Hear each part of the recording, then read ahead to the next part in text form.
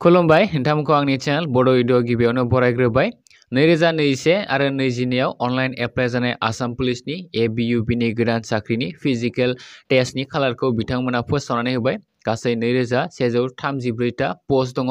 बेनिनो 705 constable UB नि आरो 1429 कनस्टेबल AB नि बेहाय गासै मोन 15 टा जिल्लाफोरनिया पास जाग्रोगोन होनना बिथांमोना बेखौ फोसावनानै होदों आरो बे जिथु फिजिकेल टेस्टआ 1 फेब्रुवारिनिफ्राय जागायगोन बेहाय जुदि डिस्ट्रिक्टफोरखौ नायोब्ला डिस्ट्रिक्टफोरा जाबाय बजालि बङाइगाव बिश्वनाथ सराइदेव चिरां दरं धेमाजि धुबुरी कामरुप मेट्र कामरुप रुराल करिमगंज मरिगांव शिबसागर सनितपुर आरो उदालगुरि बे डिस्ट्रिक्टफोरनिया जाग्रोगोन फार्स्टआवनो आरो गुबुन डिस्ट्रिक्टफोरनिया साननैसो उनाव जागोन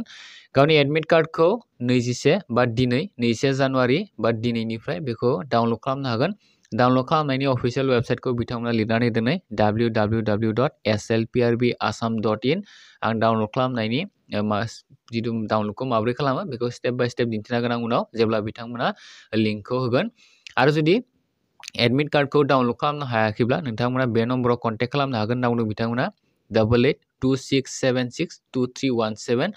आरो बेहाय जुदि बिथांमोना फन कलखौ हमाखैब्ला इमेलबो होदों बिथांमोना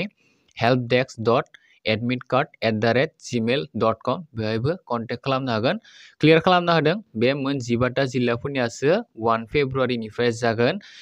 फिजिकेल टेस्टआ गुबुन डिस्ट्रिक्टफोरनिया उनाव होगोन बिथांमोना अफिशियेलि फोसावनानै होगोन स' दासिमनि थाखाय बेखिनियानो आसा खालामो नोंथांमोना भिडिअखौ नायना मोजां मोनबाय जुदि भिडिअखौ नायना मोजां मोनदोंब्ला लाइक खालामनो हायोब्ला लोगोफोरनि शेयार खालामनो हायोब्लानो जाबाय थेंक इउ फर वाचिं